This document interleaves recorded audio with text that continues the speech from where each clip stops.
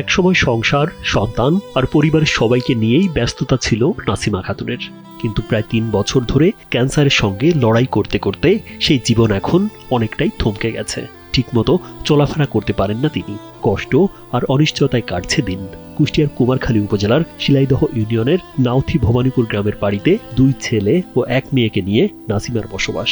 দীর্ঘদিনের অসুস্থতায় শারীরিকভাবে যেমন দুর্বল হয়ে পড়েছে, তেমনি চিকিৎসার ব্যয় বহন করতে গিয়ে পরিবারটিও এখন নিঃস্ব প্রায়। চিকিৎসা করতে পারতেছি না, অনেক টাকা খরচ হয়েছে, আমরা পারতেছি না। দেশের কাছে, দেশের বাইরে যারা থাকে বাইরের কাছে সাহায্য চাচ্ছি, আমাকে সাহায্য করবেন, আমি আমার মাকে বাঁচাতে চাই। 2-3 বছর এরকম নাগাতাল চিকিৎসার ধারে আছে। তার ফ্যামিলি যে সে বর্তমানে যে ইনকাম করছে তার চিকিৎসা খরচ করা কোনো মোটেও সম্ভব না। অসুস্থতার কাছে হার মানতে চান না নাসিমা।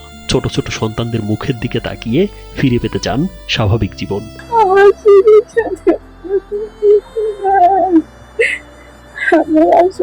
আমার সাহায্য করেন, আমার সাহায্য করে আমার বাঁচান।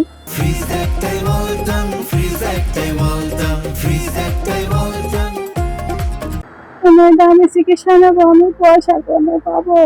আমার তো যা কিছু ছিল আমি সব বিক্রি করে দিয়ে ফেলেছি। আমার আর চিকিৎসা নেওয়ার মতো তো উপায় পাচ্ছি না আমি আর। পুত্রবধূকে সুস্থ করে তুলতে নিজের সামর্থ্যের সবটুকু দিয়ে পাশে দাঁড়িয়েছেন শ্বশুর আব্দুল লতিফ শেখ। চিকিৎসার খরচ জোগাতে বিক্রি করেছেন সম্পত্তি। গেল 3 বছরে চিকিৎসায় ব্যয় হয়েছে প্রায় 5 থেকে 6 লাখ টাকা। এখন চিকিৎসা চালিয়ে যেতে আরও প্রায় 5 থেকে 6 লাখ টাকা প্রয়োজন। এই অর্থের জোগাড় না হলে নাসিমার চিকিৎসা বন্ধ হয়ে যাওয়ার আশঙ্কা করছে পরিবারটি। আমার মতন আমি চেষ্টা করেছি খুব, আমি এই ক্যান্সার রোগী ভুগতেছে। আপনারা যদি 5 জন যদি 10 জনের সাহায্য করেন একটু, খালি আমার একটু বেড়াবোটা বাঁচে। আমার ধরো নিজের মেয়ে একটু আমাকে ভালোবাসছে, আমার নিজের ছেলে পেলে একটু আমার এই বেটা বউটা আমার খুব ভালোবাসছে। তা আমার ধরন যা ছিল আমি তা বিক্রি করেছি। নাসিমার পাশে দাঁড়িয়েছেন স্বজন, প্রতিবেশী ও আত্মীয়রাও, যার যতটুকু সামর্থ্য সাধ্যমতো সহযোগিতা করেছেন।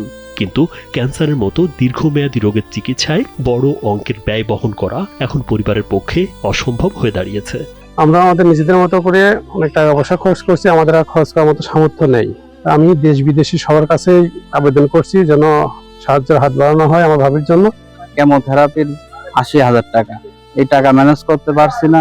সরকারের অধিদপ্তর যারা সংশ্লিষ্ট অধিদপ্তরে যারা আছেন তার পাশে এসে দাঁড়ান, মানবতার হাতটুকু বাড়িয়ে দেন।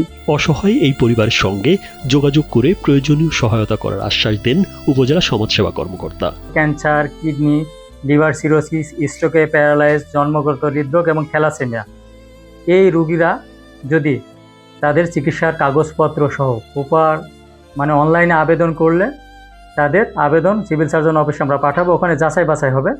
যাচাই বাছাই হওয়ার পরে বরাদ্দ প্রাপ্তির সাপেক্ষে তারা এই অর্থ বছর থেকে 1 লাখ টাকা অনুদান পাবেন। নাসিমার পরিবারের মানুষগুলোর একটাই আকুতি, অর্থের অভাবে যেন থেমে না যায় তার চিকিৎসা।